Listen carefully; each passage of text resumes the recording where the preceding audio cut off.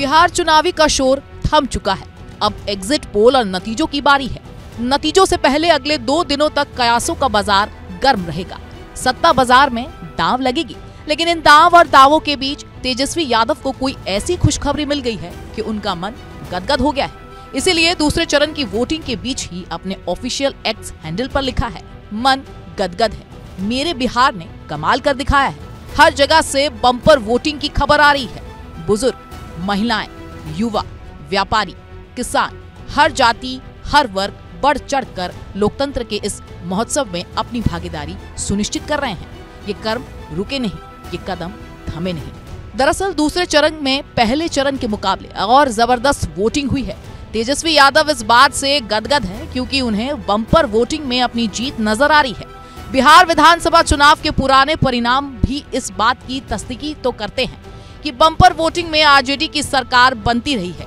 हालांकि इस बार के नतीजों में क्या होगा कोई नहीं जानता, लेकिन तेजस्वी पूरे दिन जनता का उत्साह बढ़ाने में जुटे रहे हैं।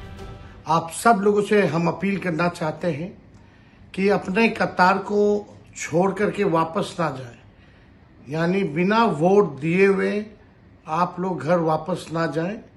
माताओं, बहनों से, भाइयों से, सभी लोगों से यही अपील है, बुजुर्गों से, कि अपने कतार को ना छोड़े। ये सरकार जो है जाने वाली है और उनकी बौखलाहट सामने आ रही है। हम लोग जरूर जीतेंगे। लोकतंत्र को खत्म नहीं होने देना है और मजबूत करना है। इसलिए आप सब लोगों से अपील है कि बढ़ चढ़ करके जो है बिना वोट दिए आप लोग बूथ से वापस ना जाएं।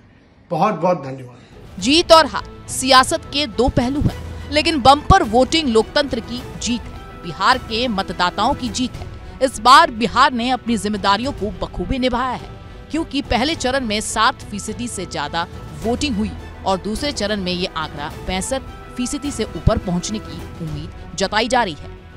बिहार विधानसभा चुनाव के दूसरे चरण में शाम 5 बजे तक 67.14% वोटिंग की खबरें सामने आई है। तेजस्वी बोले, मन गदगद है। सबसे ज्यादा 76.26% वोटिंग किशनगंज में हुई है। हालांकि मतदान के कुछ घंटे बाद दूसरे चरण में कुल कितनी वोटिंग हुई है, कहां सबसे ज्यादा और कहां सबसे कम वोटिंग हुई है, इसका सही आंकड़ा चुनाव आयोग दे देगा। लेकिन इस बम्पर वोटिंग से किसे नफा हुआ और किसे नुकसान, ये तो नतीजे वाले दिन यानी 14 नवंबर को ही साफ हो पाएगा।